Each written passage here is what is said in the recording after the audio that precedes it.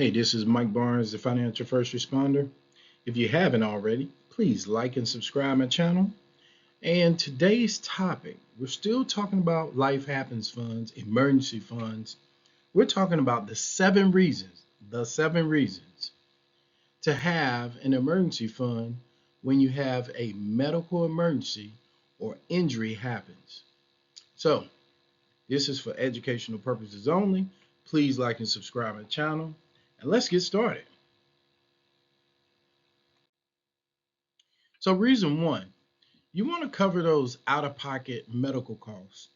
I mean, how many of you have went to the doctor and lo and behold, you had to pay a deductible, copay, or maybe you have to receive your prescriptions and or uncovered treatments, and you got to just pay some money out of pocket. That emergency fund helps do that. What it allows you to do is not have a delay in your care or your physical um, exams or what have you, because you have some form of cushion. So, with that said, let's go to number two. Now, most of you are not taking money under the table. At least I hope you're not. Okay. So, what an emergency fund does is it replaces any lost income during your recovery. Now, most of you know if you get hurt, you do have short term and long term disability in most cases if you buy it or if your employer provides it. Um, but you can miss shifts, you can miss overtime that you depend on, and you could have some unpaid medical leave. So, in other words, you take medical leave, but you don't get paid for that leave, which shorts your check because you have reduced hours. And then, of course, those reduced hours equal to reduced work capacity, especially if you're in the industries like we're talking about today. Reason three, you look at this couple, they're on a bridge, and I'm using that as a backdrop to explain to you that your emergency fund allows you to bridge your disability and sick pay gaps.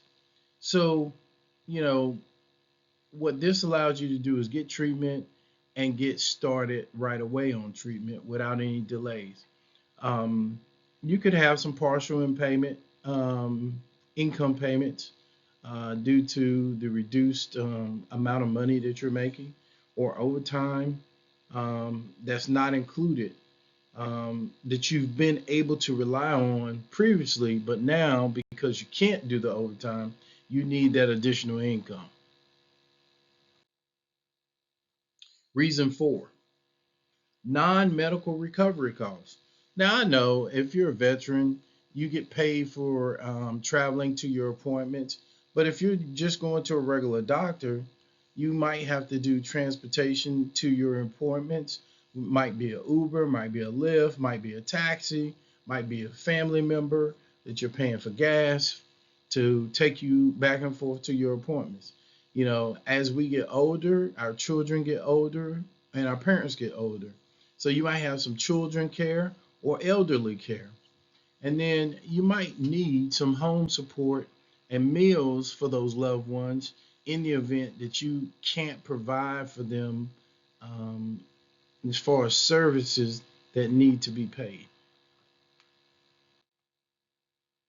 Reason five, that emergency fund is going to prevent debt during your healthcare crisis. It's going to allow you to avoid those high interest credit cards. It's going to allow you to avoid personal loans, and it's going to allow you to avoid withdrawing from your retirement account.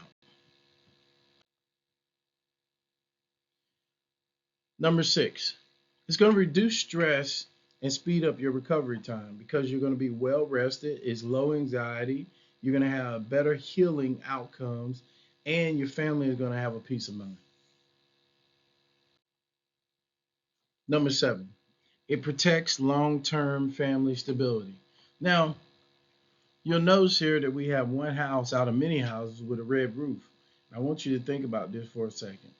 If you're in the house that has a red roof and everybody is dealing with some form of housing or utility cost that remains, this allows you to stay current on your bills.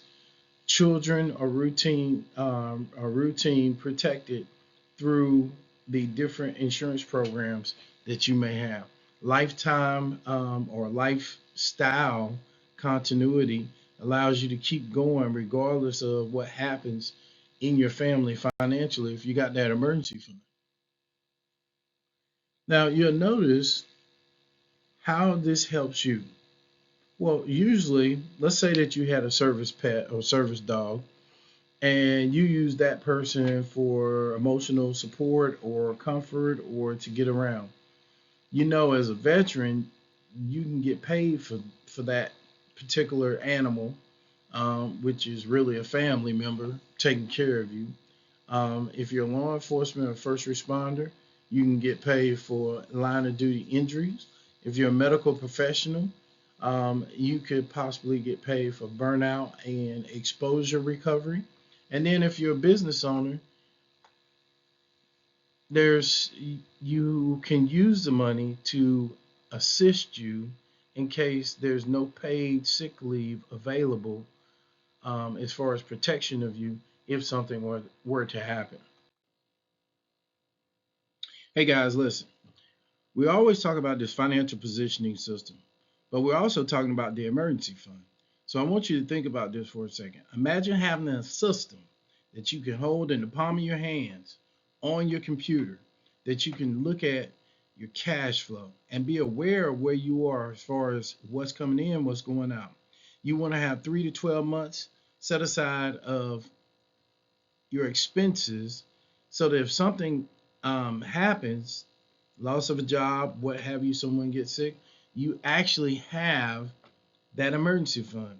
You need to have your risk mitigation and disability planning all in place prior to having the need for it.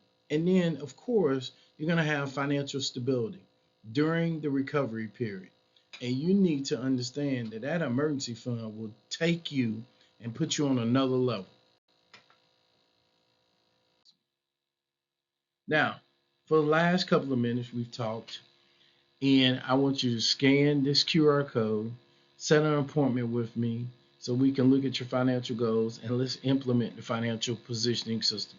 Look, this is Mike Barnes, the financial first responder. Please like and subscribe my channel, and I look forward to talking to you. Take care and God bless.